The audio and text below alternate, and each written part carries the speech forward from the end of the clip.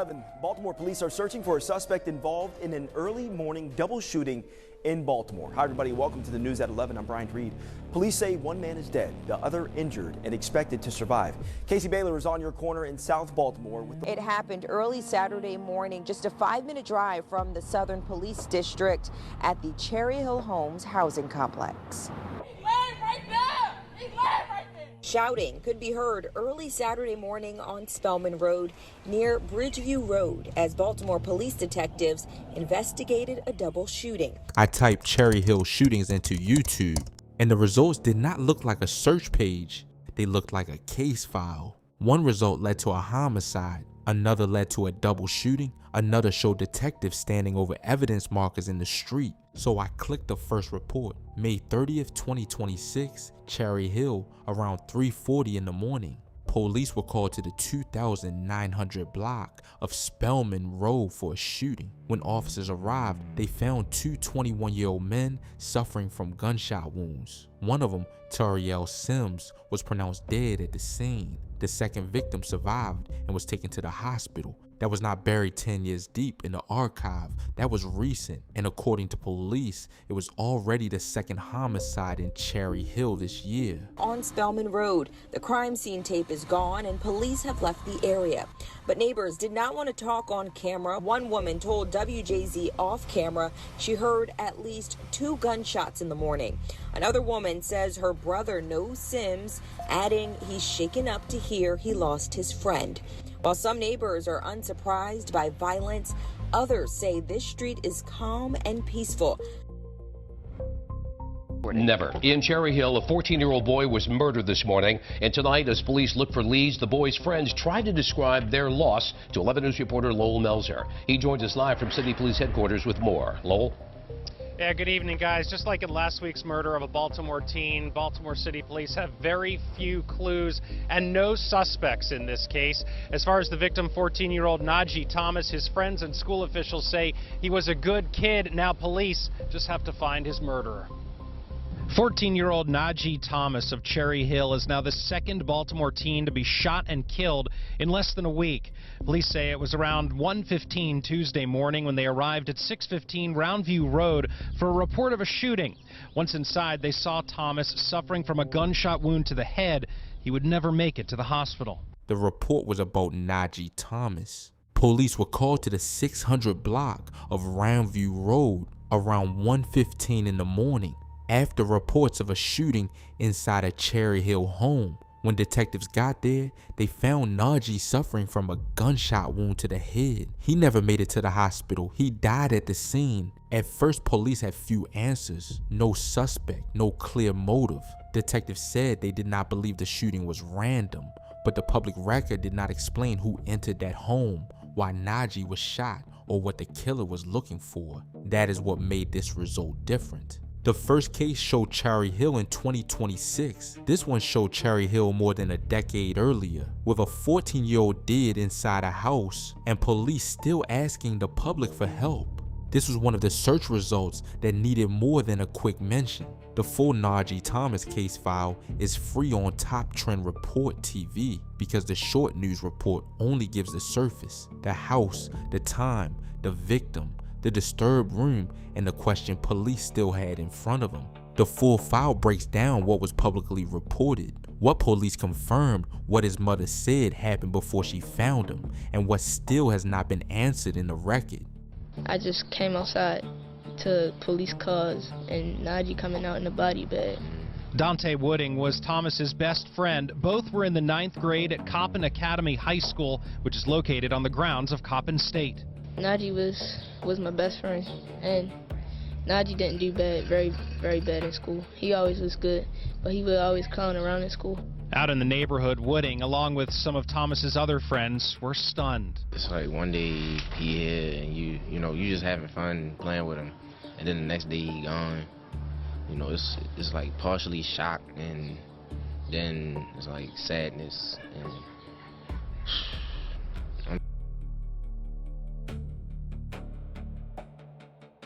We're following some breaking news right now. 2 people are confirmed dead after a shooting in Baltimore's Cherry Hill neighborhood. Chopper 13 over the scene just a short time ago. This is the 800 block of Roundview Road and 800 block of Bethune Road. We know a 3rd person was hurt and is right now in the hospital. WJZ will continue to follow this breaking story and bring you updates.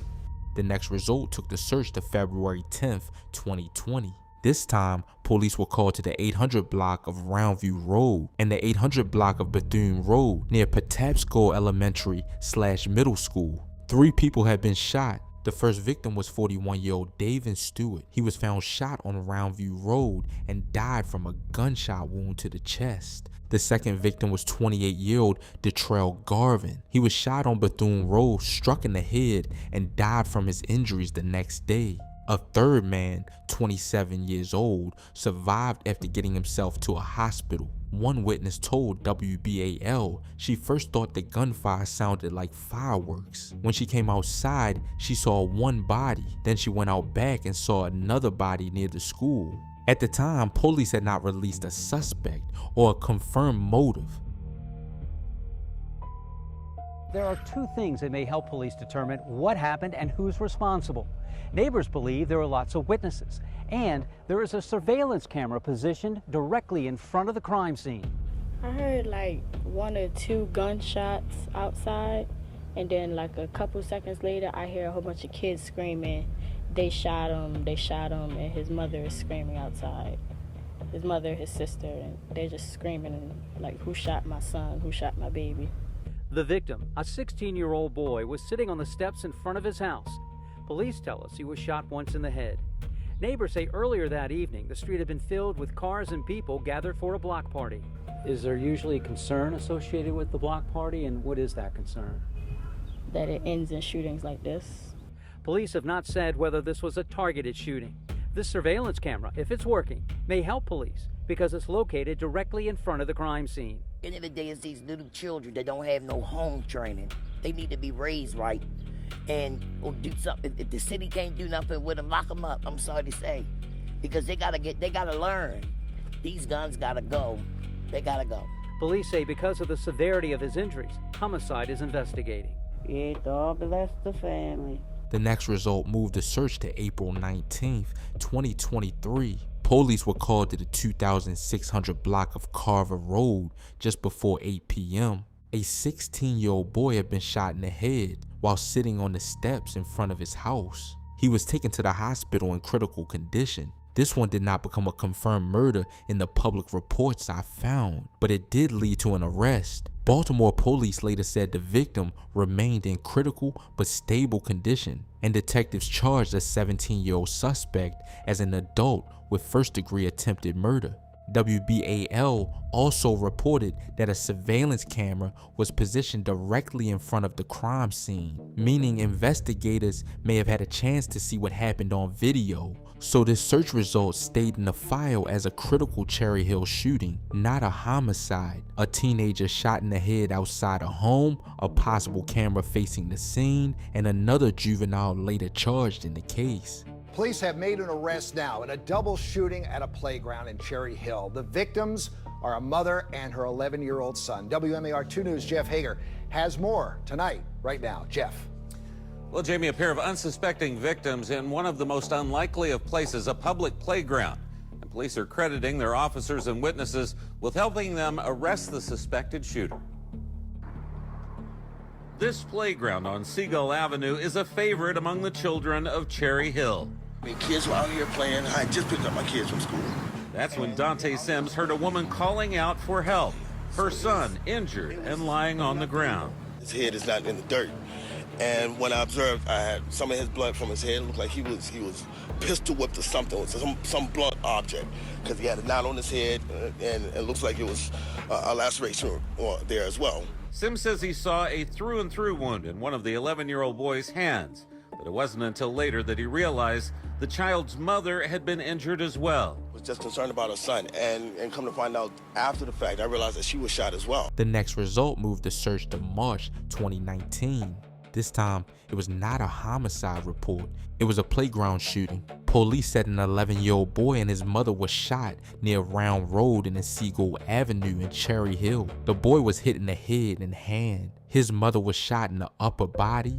Investigators said 31-year-old Nicole George approached the boy at the playground, spoke with him, then pulled out a gun and opened fire. Police said she left the scene, returned a short time later, and was taken into custody. A handgun was recovered, and George was charged with attempted first-degree murder, assault, and handgun violations. So this result stayed in the search file as an attempted murder case. A mother and child shot at a playground, an arrest made almost immediately, and a motive that police had not publicly explained in the early reporting. Today, Police Commissioner Michael Harrison announced officers arriving on that scene arrested 31-year-old Nicole George, and she's being charged with attempted first-degree murder. George lives just across the street from that playground in a public housing complex. Nicole George was speaking with the 11-year-old only. And at some point, Nicole George pulled out a firearm and began firing at both victims, shooting the mother and shooting the son.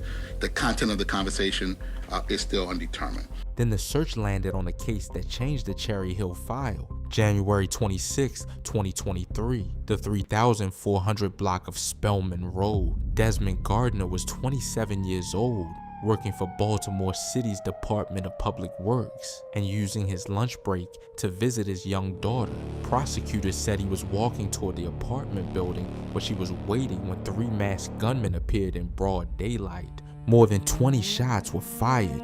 Gardner was unarmed. He was shot in the back before he could make it inside, and when police arrived, he was already dead. At first, detectives did not have names. They had surveillance footage, 3 masked figures, a walkway, a building entrance, and Gardner's body redacted from the public still. The first major break came 6 days later. Baltimore County Police recovered a stolen handgun after an encounter involving Paris Harris, who was 17 at the time of Gardner's murder. Forensic testing later connected that gun to shell casings from the Spelman Road scene. Then the case moved into phones, clothing, and hospital records. Investigators found photos on Harris's phone showing clothing prosecutors said matched one of the shooters. They also found video of Harris holding the murder weapon days before the killing. The next trail led outside Baltimore. Prosecutors said one of the mass shooters had been shot in the lower right leg during the ambush. Detectives checked local hospitals, but the record they needed was not there. Location evidence later pointed to a George Washington Hospital in Washington, D.C., where Andrew Curry was treated shortly after the murder for 2 gunshot wounds to his lower right leg. That is how the case started tightening. Paris Harris was convicted and sentenced to life plus 15 years. Andrew Curry was convicted and later sentenced to life plus 20 years. But the surveillance showed 3 masked gunmen. 2 men were convicted. 1 masked suspect remains unresolved in the public record. The full Desmond Gardner case file is on Top Trend Report TV, breaking down the redacted surveillance still, Spelman Road reconstruction, 20+ shots, ballistics trail, phone evidence, DC hospital movement, wound distribution chart, court outcome, and the 3rd masked suspect, still unnamed publicly. This was not just another Cherry Hill result. It was the case where 1 lunch break became a murder scene and 1 redacted still opened an evidence trail from Spelman Road to a recovered gun, a DC hospital record, and 2 life sentences. Drug distribution bust today. Federal and local authorities announcing formal charges against 21 alleged members of a violent Baltimore City gang. After the Desmond Gardner case, the Cherry Hill search reached the biggest file. This was no longer 1 shooting, 1 block, or 1 news report. It was a federal indictment. In September 2016, federal prosecutors announced charges against 21 defendants tied to what they called the Hillside Enterprise, a drug conspiracy they said operated for 14 years in Cherry Hill. The indictment alleged violence connected to 13 murders and 21 non-fatal shootings. According to prosecutors, the group sold drugs around the Cherry Hill shopping center, other parts of Cherry Hill, and parts of West and Southwest Baltimore. The government said members used homes in and around Cherry Hill to cut and package drugs, carry firearms, committed robberies, and used violence to protect the operation. That is why this case became the final layer of the search. The earlier results show separate shootings, homicide scenes, and victims across different years. But this indictment showed how federal investigators were looking at Cherry Hill through a much larger lens. Names, locations, drug territory, violent acts, unsolved murders, and years of alleged activity stacked into one case. The full Hillside Enterprise case file is already on Top Trend Report TV, and that file goes deeper than the short news report. Inside the full breakdown, the indictment is separated piece by piece. The defendants, the murder allegations, the locations, the Cherry Hill shopping center connection, the shootings, the federal timeline, and what prosecutors claimed each part of the organization was used for. It also separates what the government alleged from what was later admitted in court, because an indictment is not the same thing as a conviction. By 2019, federal officials said 19 Hillside defendants had pleaded guilty in the racketeering case, with several admitting participation in murders, attempted murders, robberies, and drug distribution.